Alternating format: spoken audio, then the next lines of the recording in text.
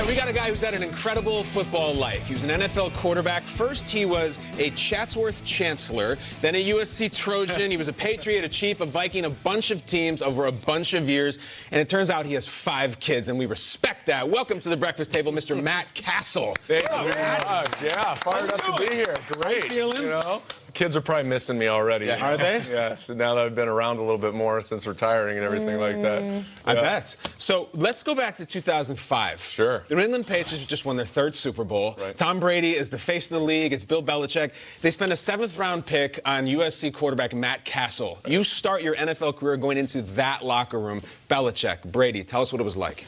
It was incredible. I mean, for a young guy who didn't think he was going to get drafted at all, right? I didn't start one game in all of college, and then to get drafted by the New England Patriots, coming off their 3rd Super Bowl, it was such an amazing experience, but then walking in that locker room and just the aura of that locker room, and the Rodney Harrison, Willie McGinnis, Richard Seymour, Teddy Bruschi, and then you got Tom Brady, and I walk up and I remember meeting him, and the first time I meet him, I say, "Nice to meet you, Mr. Brady," and he goes, "Don't call me." So I was like, but at the same time, it's just like one of those respectful things. And then as I got going and as I started my career there, we kind of built that rapport, built that relationship. And as you guys well know, like sometimes it's just like working out with one another, doing those kind of things, you start to build that bond, and slowly but surely we became really tight and started to push each other, and it became a great experience for a young quarterback. Sure. Yeah, Bill Belichick, brother. I mean, he's one of the greatest coaches of all time. Right. Still is, still having a lot of success.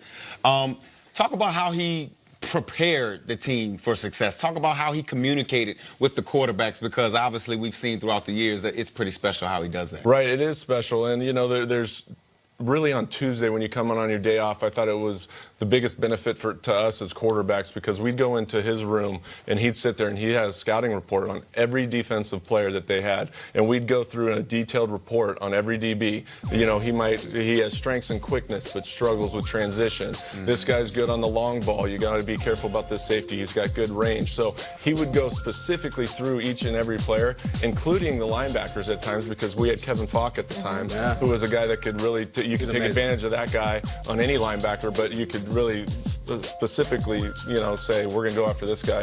So by doing that, then we'd sit there and watch film with him. Yeah. And he'd break down the film with us. And we do that every Tuesday. So by the time you went on Wednesday for that game plan, and you kind of got the first coming together of that game plan, you really understood why you're throwing certain routes, who you wanted to attack on certain routes, and that was amazing. And then the one that you always wanted to stay off of was that Friday. You'd come in and do the low light reel of every quarterback in the league. Yeah. So, like, it was bad plays, bad interceptions. It was, like, not taking care of the ball, being careless with it, doing all that stuff. And every now and then you get on there, you're like, this isn't what we do. What are we doing? So, but it was just a reminder to us that you always have to protect the ball, because the offense goes as you go. You're the only person that on every play touches the ball. So it was always such a learning experience with him. Did he get on the scout team too? I mean, to be that detailed in the defense that you're playing, I'm sure the look had to be perfect on the practice field as well. Oh, he'd crush me on scout team. Are you kidding me?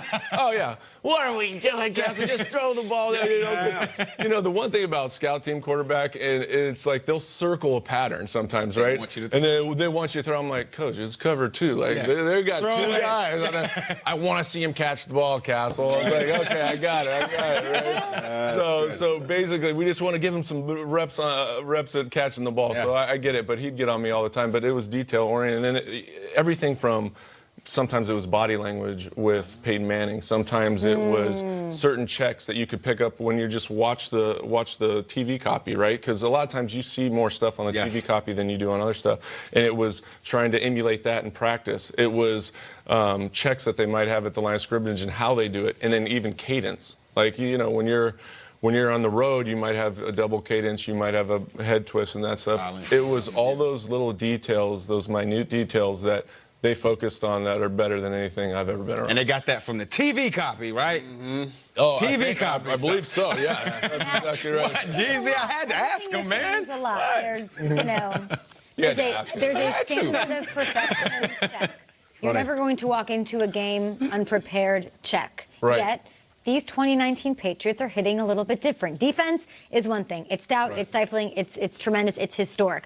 On offense, I never want to count out the Patriots, but this season feels a little bit different. It feels like they don't maybe have the guys to make it happen. I don't know if Brady's on the same page as them. What are you seeing when you look at this offense, and how is it fixable? Right. I just don't think they've been into a true rhythm yet. And so the effectiveness from week in and week out has just been inconsistent. And I think some of it has to do with there's been injuries in the front offensive line. They lost Isaiah Wynn, who was their starting left tackle for most of the season.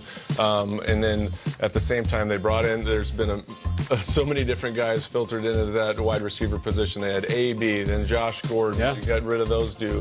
Mohamed Sanu comes in mid-season, which anybody that comes in mid-season is going to struggle to pick up that type of offensive scheme. But then he has the ankle injury. Then N'Keal Harry comes back. He's a rookie. Jacoby Myers.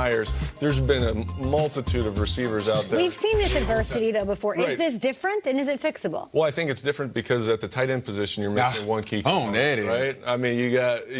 Everybody says it, but the truth of the matter is when you lose a guy like Gronkowski, he's not just from the passing game standpoint, but he's also the run blocker that you're missing up front. And that game, and last year that team really was a team that leaned on the run game, especially down the stretch. And they, especially early on, they were averaging maybe 3 yards a carry in the run game. Now these last 2 weeks, they've built some confidence. They're up again. Sony Michel's starting to step up. Rex Burkhead had a good game.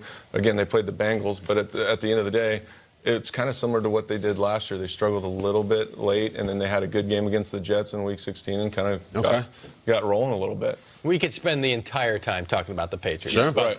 you have other teams that you've played for. How many? 5 other teams? Chiefs, Vikings, Cowboys, Bills, Titans, Lions. Nailed it. Right. What did you take away from your experiences with those teams? How did they differ? That's what we were talking about in the meetings. How does that differ from your time with the Patriots?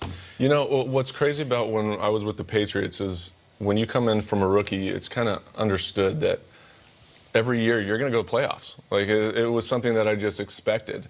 And then when you go to other organizations and you start to move around and you see that everybody does it a little bit differently, maybe the attention to detail is different, maybe it might be a scheme that you have to kind of embrace and kind of erase what you learned before, but you start to really recognize and appreciate how hard it is to get to the playoffs every single year, year in and year out, and the grind that it takes and how everybody has to come together and focus on that common goal to get to that playoff, even as a wild card. And I just took it for granted when you're with the Patriots. You're sitting there going, every year is remarkable, right? Like you're going to do it, but you know, other organizations, everybody has good coaches, everybody has good players, but it's the specific details that really separate the good teams from the bad teams. When you left the Patriots, I know we got to go, but when you left the Patriots, did you miss it? You know what? I missed the guys. I miss everything about it. It's a grind now. You know, like, if you meet people that play for the Patriots, you have to be mentally tough. You have to be accountable, and there's no days off. Like there's no like, hey, great job today, guys. Let's just hang out, play ping pong. Right. Let's get some hoops in. There's none of that, right? It is a work-like atmosphere, and it is a grind throughout the year. But it's the people, the camaraderie you build with the guys around you, and the winning atmosphere that creates that fun environment. We'll have more on the Patriots. We'll have more on all of the other teams, the playoff pictures with Matt Cassel. He's not going anywhere, but we do have to get a news check.